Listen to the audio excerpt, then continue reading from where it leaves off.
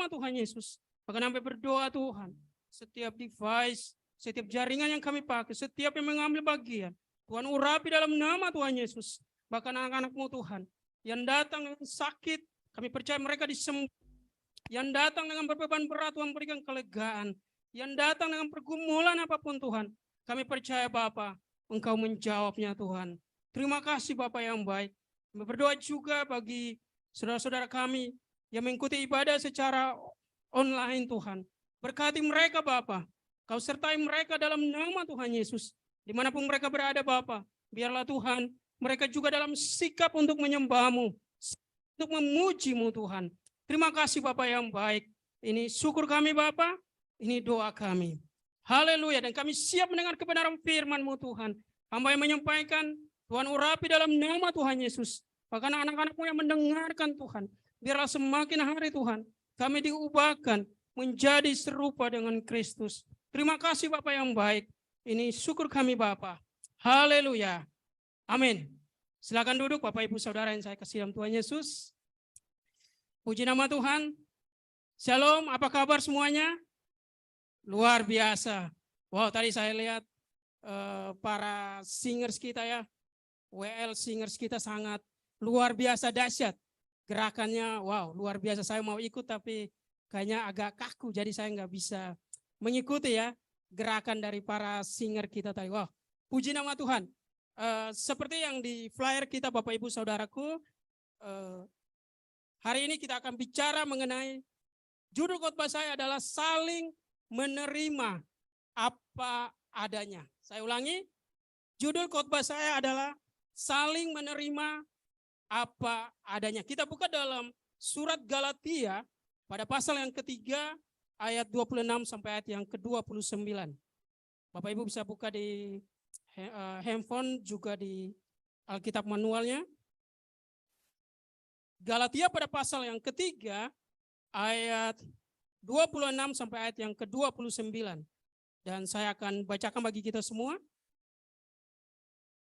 Ada juga di screen kita Bapak Ibu Saudaraku sehingga bisa dilihat. Di sini demikianlah firman Tuhan.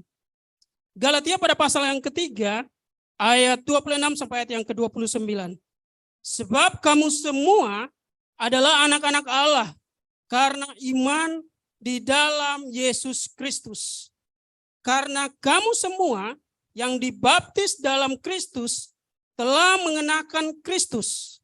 Dalam hal ini tidak ada orang Yahudi atau orang Yunani, tidak ada hamba atau orang merdeka, tidak ada laki-laki atau perempuan, karena kamu semua adalah satu di dalam Yesus.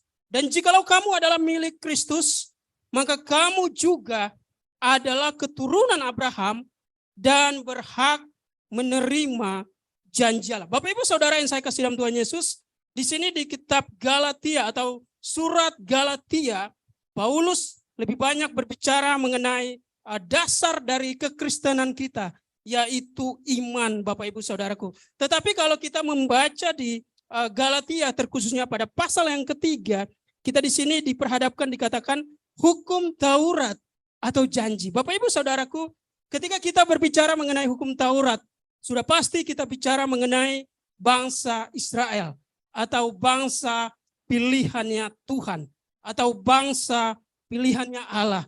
Mereka diberi keistimewaan Bapak Ibu Saudaraku. Mereka mendapat satu privilege, yaitu mereka menjadi umat kesayangan Tuhan. Kemudian mereka mendapatkan namanya hukum Taurat. Tetapi apa yang terjadi ketika Yesus datang Bapak Ibu Saudaraku? Apakah hukum Taurat itu masih berlaku? Tetapi ketika kita membaca firman Tuhan di sini katakan bahwa ternyata kalau kita baca dari ayat yang ke-15 Bapak Ibu Saudaraku sampai ayat yang ke-29 secara garis besar, Yesus datang bukan untuk meniadakan hukum Taurat, tetapi untuk menggenapinya. Nah, ketika Yesus datang dan menggenapi hukum Taurat, Bapak Ibu Saudaraku, bangsa Israel tetap menjadi bangsa pilihan Allah. Tetapi kita harus tahu bahwa bangsa Israel pun harus menerima bangsa lain. Mereka harus mau menerima bangsa lain sebagai bangsa yang akan diselamatkan oleh Tuhan. Mungkin dulu mereka sangat menjadi bangsa yang sangat egois dalam tanda kutip. Mereka menjadi bangsa yang sangat bangga pada identitas diri mereka, Bapak Ibu Saudaraku. Karena hukum Taurat mereka, karena privilege yang mereka dapat, umat kesayangan Tuhan. Tetapi ketika Yesus datang, Yesus mau supaya semua bangsa harus saling menerima apa adanya. Makanya di ayat yang ke-27, ayat yang ke-28 di sini dikatakan, dalam hal ini tidak ada lagi orang Yahudi atau orang Yunani. Tidak ada hamba atau orang merdeka. Bapak Ibu Saudaraku, ketika Yesus datang, berarti tidak ada lagi perbedaan. Yang ada adalah apa? Kesatuan, Bapak Ibu Saudaraku.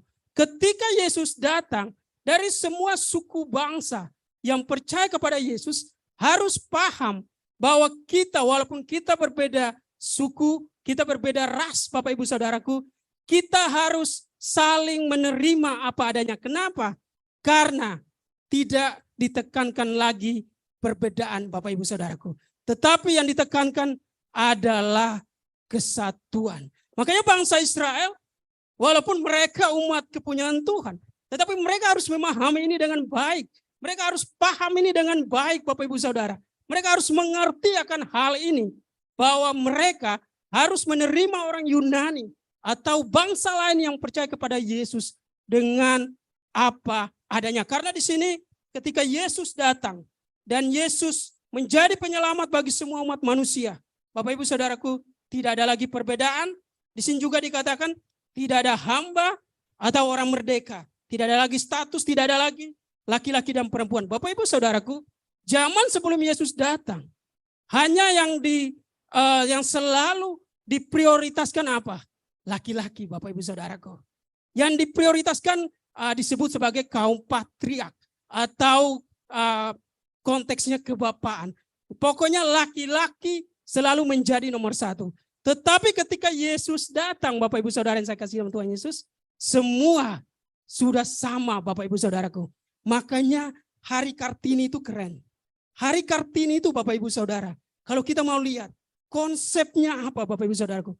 Konsepnya dari sini. Kalau kita mau lihat dengan baik, di sini katakan tidak ada lagi laki-laki atau perempuan. Artinya hak antara laki-laki, hak antara perempuan dan laki-laki tidak bisa dibedakan lagi, Bapak Ibu Saudaraku. Semua sama di hadapan Tuhan. Nah, Bapak Ibu Saudara yang saya kasih dalam Tuhan Yesus, apa dampak yang terjadi ketika tadi kita pelajari, kita mendengar bahwa ketika kita percaya kepada Yesus, kita harus saling menerima apa adanya. Apa dampak yang akan terjadi, Bapak Ibu Saudaraku? Yang pertama, yang saya bagikan bagi kita adalah adanya kesatuan. Kita buka dalam Kolose pada pasal yang ketiga. Media boleh menampilkannya. Kolose pada pasal yang ketiga, ayat 10 dan ayat yang ke-11. Di sini saya akan bacakan bagi kita. Dan telah mengenakan manusia baru yang terus-menerus diperbaharui untuk memperoleh pengetahuan yang benar menurut gambar Khalqnya. Dalam hal ini, ingat baik Bapak Ibu Saudara, dalam hal ini tiada lagi orang Yunani atau orang Yahudi, orang bersunat atau orang yang tidak bersunat, orang barbar atau orang skit, budak atau orang merdeka, tetapi Kristus adalah semua dan di dalam segala sesuatu. Bapak Ibu Saudara yang saya kasih dalam Tuhan Yesus, ketika kita sudah percaya kepada Tuhan, kita harus saling menerima apa adanya. Kita dari berbagai suku bangsa. Saya percaya kita semua yang hadir di ibadah on-site, Bapak Ibu Saudaraku, ya. Kita juga dari berbagai berbagai suku dan ras. Kalau agama satu, Bapak Ibu Saudara, ya. Ini bukan kampanye, Bapak Ibu Saudaraku. Nah, kita dari berbagai suku, Bapak Ibu Saudara. Tetapi kenapa kita bisa bersatu? Karena kita tahu, kita saling menerima apa adanya. Ketika kita sudah saling menerima apa adanya, dampaknya adanya kesatuan, Bapak Ibu Saudaraku. Adanya kesatuan di antara kita. Makanya di sini dikatakan, Kolose pada pasal yang ketiga ayat 10, dikatakan orang yang sudah baru manusia yang baru. Tidak ada lagi membandingkan siapa orang Yunani, siapa orang Yahudi. Artinya Bapak Ibu Saudaraku, ketika dalam gereja harus ada kesatuan. Amin. Jemaat mula-mula di Kisah Para Rasul Bapak Ibu Saudara, mereka sangat bersatu. Tetapi mereka baru terdiri dari beberapa suku. Ada suku bangsa, ada orang Yunani, ada orang Yahudi. Tetapi ketika kekristenan makin berkembang Bapak Ibu Saudaraku, gereja sampai hari ini terdiri dari berbagai suku dan bangsa Bapak Ibu Saudaraku. Makanya kita bisa bersatu di tempat ini. Kita adanya kesatuan di gereja kita. Kita dari berbagai macam suku Bapak Ibu Saudara. Tetapi satu yang kita lihat, Kristus. Amin. Satu yang kita lihat, yaitu Yesus. Kalau kita lihat Yesus, kita bisa bersatu. Adanya kesatuan, adanya unity Bapak Ibu Saudara. Dan ini menjadi modal yang sangat kuat. Ini menjadi modal yang sangat luar biasa bagi orang percaya. Bangsa kita saja Bapak Ibu Saudaraku, masih ingat? Bineka Tunggal Ika. Berbeda-beda tetapi satu. Artinya sebagai orang percaya pun Bapak Ibu Saudara, kita berbeda-beda. Tetapi kita tetap mempunyai, kita saling menerima apa adanya. Dan kemudian adanya kesatuan di dalam gereja kita Bapak Ibu Saudara. Jadi yang kita lihat, yang kita munculkan adalah nilai-nilai kesatuan. Adanya kasih di gereja kita. Yang tidak kita munculkan adalah perbedaan Bapak Ibu Saudara. Artinya gereja itu sebenarnya sangat luar biasa. Gereja itu sangat dahsyat. Kenapa? Karena gereja tidak memunculkan nilai-nilai perbedaan. Iya kan? Saya nggak mungkin saya bilang kita orang Indonesia Timur lebih hebat atau lebih jagoan. Nggak begitu Bapak Ibu Saudaraku. Mungkin Bapak Ibu dari tempat yang lain pun tidak pernah mengatakan lebih hebat atau lebih nomor satu. Kenapa? Karena yang lebih hebat adalah Tuhan kita. Dan itu yang kita pandang Bapak Ibu Saudaraku. Kita pandang Yesus sehingga kita bisa bersatu. Dan ketika kita bersatu, saya percaya gereja kita akan mengalami kemajuan. Makanya dimanapun mimbar Kristen selalu ditampilkan apa? Unity. Ada bahasa kerennya Bapak Ibu Saudara. Saya melihat gereja kita di Sulawesi Utara pernah memunculkan ini juga. Unity in diversity. Saya agak lupa. Tetapi artinya unity, adanya kesatuan dari berbagai macam suku Bapak Ibu Saudaraku. Dan ketika kita sudah bersatu, saya percaya kita tidak memunculkan perbedaan. Tiada yang mustahil, kita bisa bersatu. Dan ketika orang percaya bersatu dari berbagai macam suku Bapak Ibu Saudaraku, gereja akan mengalami kemajuan. Artinya ternyata unity atau kesatuan Bapak Ibu Saudaraku ini menjadi modal penting. Ini menjadi modal yang luar biasa. Ini menjadi modal yang harus ada di gereja Bapak Ibu Saudaraku. Supaya apa? Supaya kita tidak pernah memunculkan namanya perbedaan. Dan gereja Bapak Ibu Saudaraku, gereja yang berunity, gereja yang bersatu, gereja yang saling menerima apa adanya, tidak akan memandang sesamanya dari pekerjaan atau juga dari status sosial Bapak Ibu Saudaraku. Artinya gereja itu menyamaratakan, pemberlakuannya menyamaratakan semua orang-orang yang menjadi anggota di dalam gereja. Jadi kalau kita mau maju Bapak Ibu Saudaraku, kita sudah mau unity, kita sudah mau bersatu. Tetapi kita nggak bisa membanding-bandingkan antara satu pekerjaan dari orang-orang yang ada di dalam gereja dengan pekerjaan orang yang lain. Tidak ada status yang harus dinomorsatukan. Semuanya nomor satu di hadapan Tuhan. Kenapa? Karena kita unity Bapak Ibu Saudaraku. Karena kita bersatu di dalam Tuhan. Yang kita pandang adalah Tuhan. Makanya Bapak Ibu Saudaraku, sebagai orang percaya yang mau berunity, yang mau bersatu, tidak akan memandang dirinya lebih hebat dari orang lain Bapak Ibu Saudaraku. Tidak menganggap dirinya lebih utama dari orang lain. Tetapi justru orang lain yang lebih utama dulu dari kita. Firman Tuhan katakan, Apa yang kita ingin orang lain lakukan kepada kita, lakukanlah dahulu, maka orang lain akan melakukannya. Bapak Ibu Saudaraku, saya ingat ada pembicaraan di gereja kita, kita mau ada latihan ya, 2:30 atau sebelum jam 3 kita ada latihan Bapak Ibu Saudaraku. Tetapi dari 2 minggu lalu saya mulai disiplinkan diri saya. Saya nyampe sini kalau bisa sebelum jam 2 Bapak Ibu Saudaraku. Jadi saya punya satu prinsip begini Bapak Ibu. Sebelum saya menyampaikan, saya harus dulu jadi teladan. Jadi ketika kita menyampaikannya Bapak Ibu Saudara, itu enggak kosong ya kan? Enggak kosong nyaring. Ya, Bapak Ibu lebih hebat itu soal itu. Ya, jadi artinya kalau kita berunity, disitulah kita saling menasihati, kita saling memberikan kasih, dan kita saling mendahului dalam memberikan teladan Bapak Ibu Saudaraku. Ketika kita sudah berhasil memberikan teladan, karena kita sudah saling menerima apa adanya, baru saya melihat di situ orang lain akan mengikuti teladan kita. Makanya kalau kita ingin dikasihi Bapak Ibu Saudara, ingat baik, kasihi dulu orang lain. Kalau kita ingin dicintai, cintai dahulu orang lain. Maksudnya cintai dulu suami atau istri kita Bapak Ibu Saudaraku. Baru pasangan kita akan merespon cinta yang sama. Jangan mau didahulukan Bapak Ibu Saudaraku. Ya, saya ingat ada satu quote ketika kampanye bukan di Indonesia Bapak Ibu Saudaraku, tetapi Bapak Ibu pasti tahu. Dikatakan bahwa mereka harus menjadi nomor 1.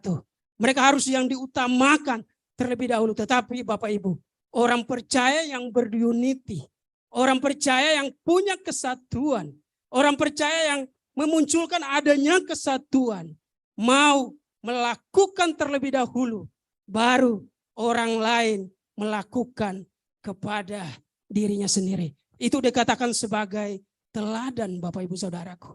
Jadi saya percaya sebagai orang percaya kita sudah saling menerima apa adanya. Dan dampak pertama yang kita rasakan adanya kesatuan. Saya melihat gereja kita tidak sempurna Bapak Ibu Saudara. Tapi saya percaya ketika kita berusaha bersama itu akan menuju kesempurnaan. Amin. Bapak Ibu ingat baik ketika kita mau retreat di bulan Desember tahun lalu Bapak Ibu Saudaraku, ada ya di flyernya dikatakan bahwa gereja kita memang belum sempurna. Gereja kita memang menuju untuk maju Bapak Ibu Saudaraku.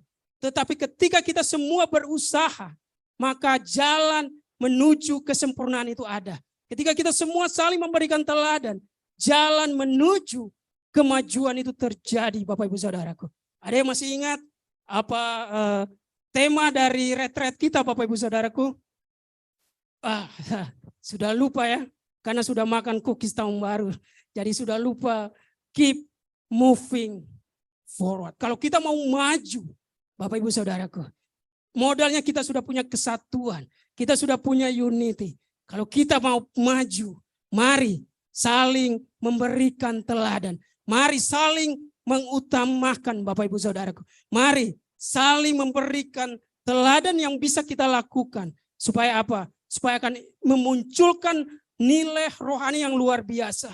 Dan saya percaya gereja yang bisa membuat satu event, mustahil Bapak Ibu Saudara, kalau mereka enggak berunity. Amin. Gereja yang bisa buat satu acara, walaupun acaranya dikatakan masih kecil enggak masalah, tetapi saya percaya dampaknya besar. Amin. Karena kita masih ada sampai hari ini. Karena kita sudah melalui acara yang kemarin Bapak Ibu Saudara. Acara retreat yang kemarin. Makanya mari kita sudah melalui satu event yang luar biasa Bapak Ibu Saudaraku. Kita pertahankan. Kita terus berunity. Kita terus bersatu. Memang bersatu enggak gampang Bapak Ibu Saudara. Karena ego masing-masing pasti ada. Ya, kelebihan atau kekurangan masing-masing masih terlihat Bapak Ibu Saudaraku. Tetapi satu hal yang saya pernah katakan di sini. Mari lihatlah kelebihan dari setiap kita. Maka kita mari saling menerima apa adanya. Dan lihatlah kelebihan dari sesama saudara kita. Maka kita akan memperoleh namanya kemajuan. Bapak Ibu Saudaraku, Kalau gereja kita berdoa, Tuhan tambahkan jiwa. Satu hal yang menjadi modal kita, harus saling menerima apa adanya. Jangan pandang suku, jangan pandang status sosial, jangan pandang jabatan Bapak Ibu Saudaraku. Jangan pandang dari suku mana dia ada. Karena ada lagunya Bapak Ibu Saudara. Saya agak kurang jago karena lagunya agak ngebeat Bapak Ibu Saudaraku. Ku tak pandang dari suku mana. Nah itu Bapak Ibu Saudaraku, artinya orang percaya tidak boleh memandang suku. Tetapi yang dipandang adalah Tuhan. Nah, artinya kalau kita sudah saling menerima apa adanya. Yang pertama impact yang terjadi. Adanya unity atau adanya kesatuan. Sehingga itu akan menjadi modal untuk kita mengalami kemajuan. Dan yang kedua, yang saya bagikan bagi kita Bapak Ibu Saudaraku, apa dampak yang terjadi ketika kita saling menerima apa adanya. Yang kedua, adanya sinergi. Kita kembali kepada Galatia Bapak Ibu Saudaraku. Galatia pada pasal yang ketiga, ayat 26 sampai ayat yang ke-29.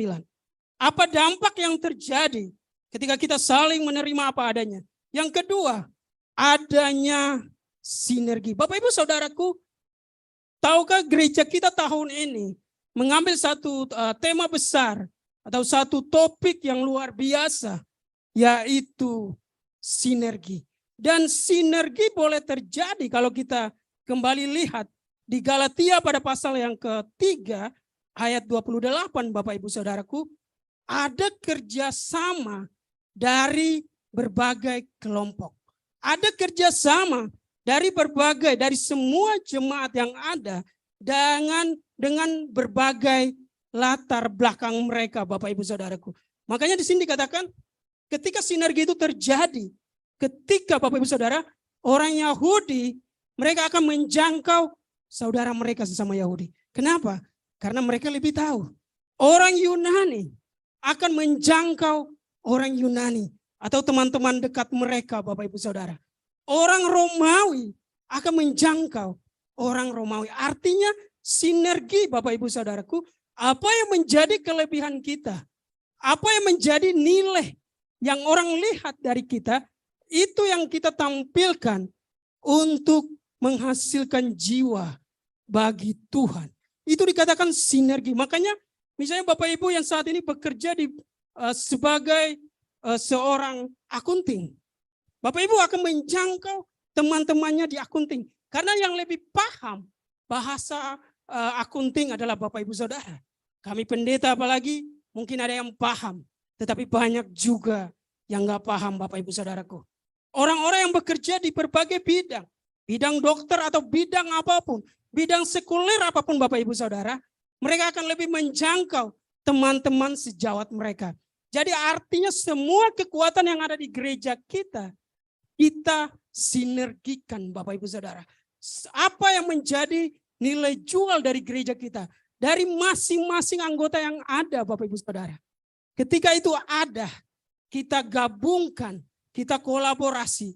Dan kemudian adanya sinergitas Bapak Ibu Saudara. Kalau sudah ada sinergitas, kita akan menjangkau lebih banyak orang. Dan impactnya, dampaknya, adanya kemajuan.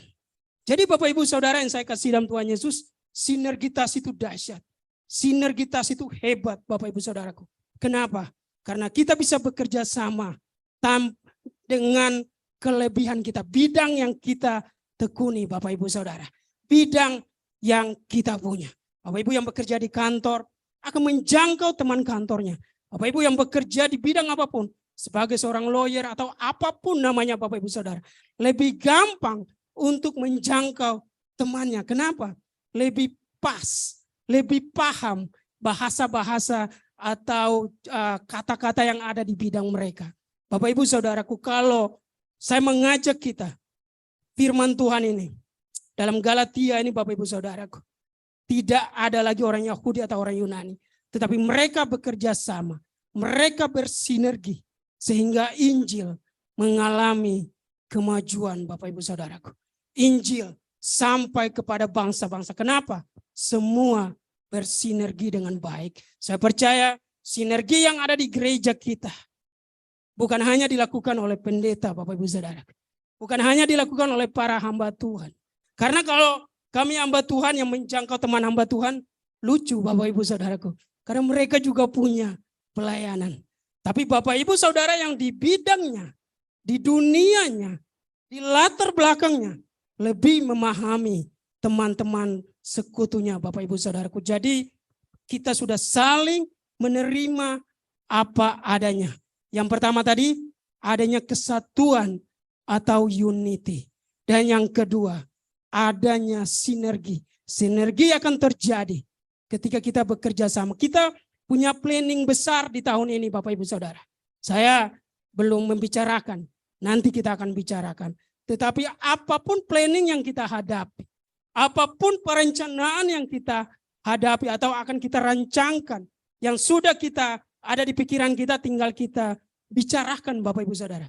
Itu akan terlaksana kalau ada kolaborasi, kalau ada namanya sinergitas. Bapak Ibu Saudaraku, jangan sampai kita kalah dengan orang Kristen mula-mula yang dimana teknologi mereka belum sedahsyat sekarang. Tetapi Injil sampai kepada banyak bangsa. Saya percaya di abad ini atau di tahun ini, Bapak Ibu Saudara, di season kita Bapak Ibu Saudaraku, dengan kemajuan yang ada, dengan kemajuan teknologi yang ada, kita sinergitas, kita pakai untuk menjangkau banyak jiwa. Makanya Bapak Ibu Saudaraku, gereja kita bisa online, kita bisa ke YouTube, bisa ke Zoom Bapak Ibu Saudara. Itu adalah sebuah sinergitas Bapak Ibu Saudara. Itu adalah sebuah kolaborasi dari gereja yang sebelum COVID sampai kepada COVID Bapak Ibu Saudaraku.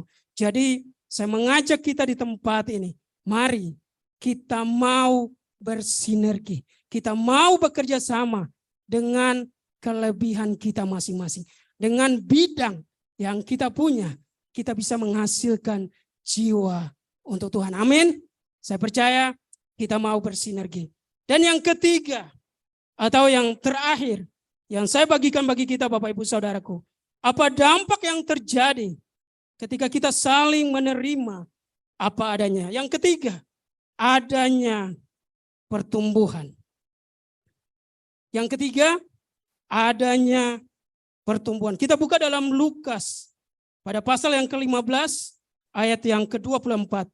Nanti Lukas ada di layar Bapak Ibu Saudaraku. Nah, Bapak Ibu Saudaraku, kita melihat bahwa ketika orang Yahudi dan orang Yunani bersatu sebagai satu tubuh Kristus, mereka mengalami pertumbuhan yang luar biasa. Jumlah mereka Bapak Ibu Saudaraku semakin hari semakin ditambahkan. Tetapi tahukah rahasia kenapa ketika mereka sudah saling menerima apa adanya, kemudian adanya pertumbuhan terjadi? Faktornya apa Bapak Ibu Saudaraku? Adanya penerimaan. Bapak Ibu Saudara yang saya kasih dalam Tuhan Yesus, saya percaya tidak ada pertumbuhan tanpa sebuah penerimaan. Kita buktikan dalam Lukas pada pasal yang ke-15 ayat 24. Di media boleh menampilkannya. Lukas pada pasal yang ke-15 ayat yang ke-24.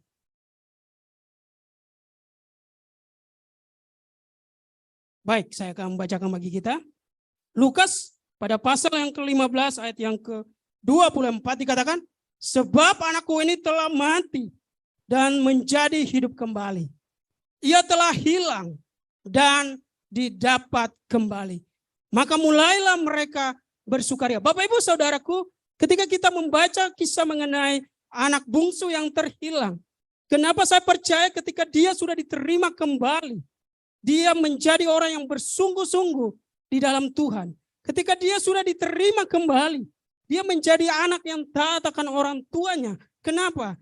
Dia sudah mengalami fase yang begitu rendah dalam hidupnya. Titik terendahnya terjadi Bapak Ibu Saudara. Makanya kita tahu makanan si anak bungsu ini ada. Apa Bapak Ibu Saudaraku? Yaitu makanan sisa dari hewan.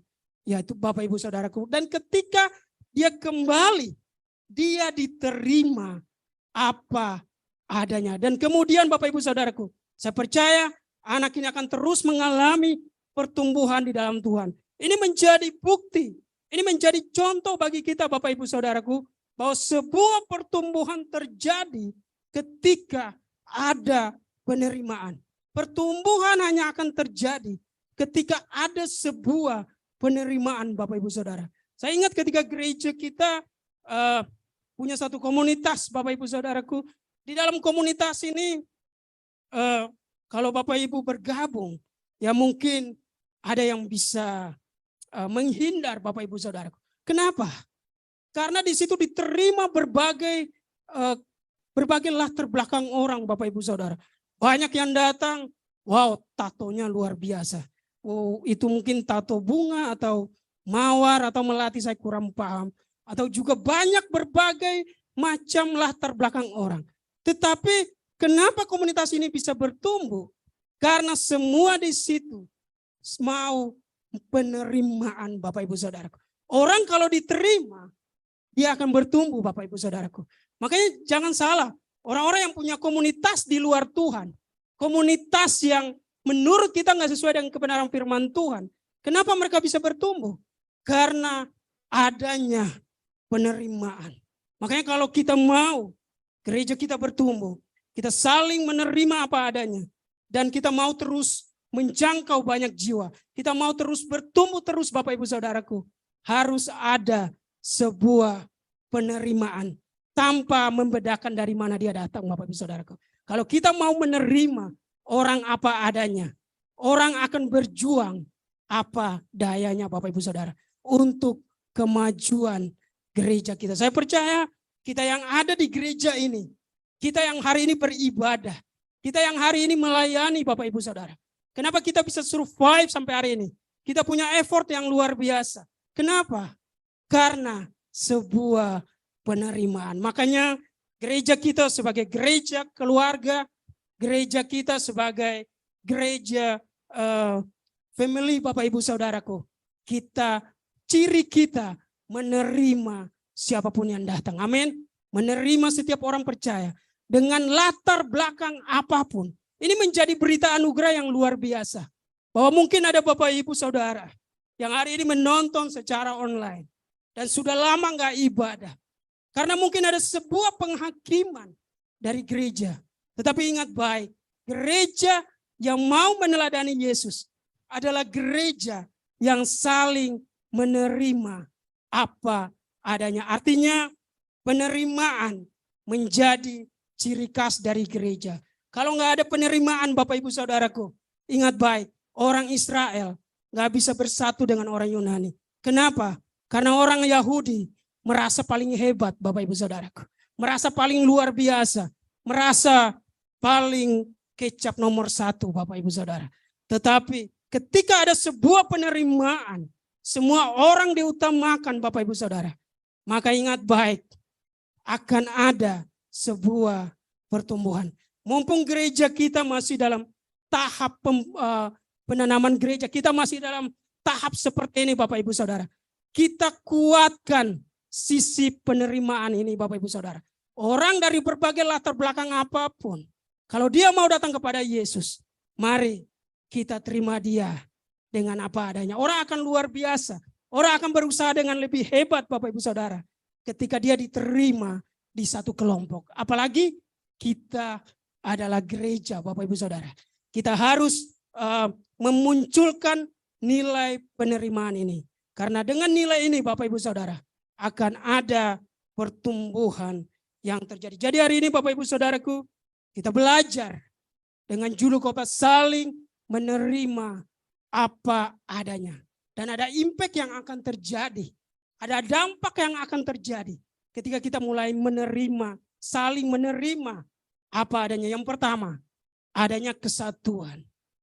Yang kedua, adanya sinergi Bapak Ibu Saudara. Dan yang ketiga, adanya pertumbuhan. Pertumbuhan terjadi karena sebuah penerimaan. Kita adalah gereja yang menjunjung, yang menomorsatukan keluarga. Mari kita menjadi ciri kita keluarga adalah nilai penerimaan. Kiranya firman Tuhan ini menjadi berkat bagi kita. Mari kita berdoa. Berikan kemuliaan bagi nama Tuhan. Kami bersyukur Tuhan.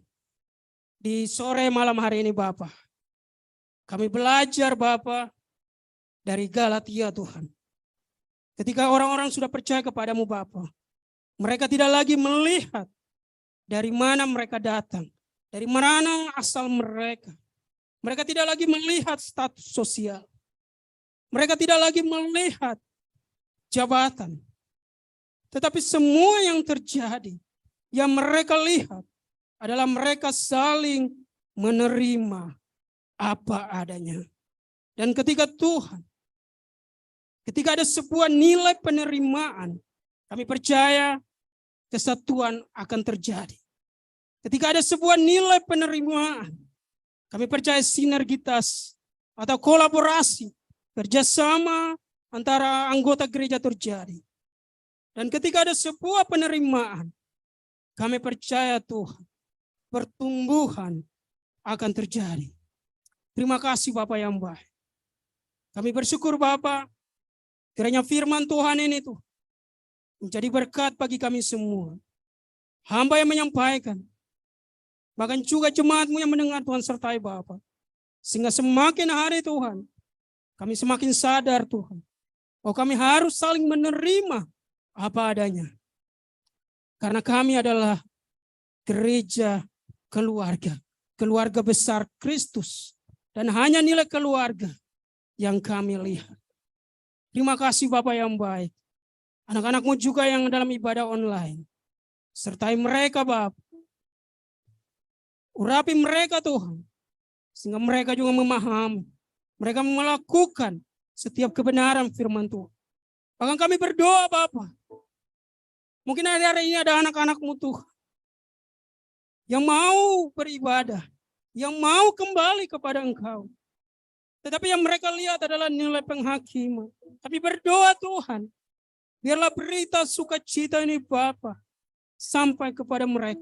Berita kebenaran firman Tuhan ini sampai kepada mereka Bapa. Bahwa sesungguhnya kami harus saling menerima apa adanya. Harus ada sebuah penerimaan terjadi di gereja kami Bapak. Terima kasih Bapak yang baik. Karena kami percaya Tuhan. Engkau mau menerima siapapun yang mau datang kepadamu Bapak. Tanpa Engkau mau melihat latar belakang mereka. Terima kasih Yesus yang baik. Kami bersyukur Bapak. Kiranya firman Tuhan ini Bapak menjadi berkat bagi kami. Semakin hari Tuhan, kami semakin berusaha. Mungkin hari-hari ini Bapak, kami belum saling menerima. Kami masih melihat perbedaan. Tapi ketika kami mendengar firman Tuhan, yang kami lihat adalah Kristus yang adalah kepala gereja. Terima kasih Bapak yang baik. Kami bersyukur Bapak. Haleluya. Amin. Berikan kemuliaan bagi nama Tuhan.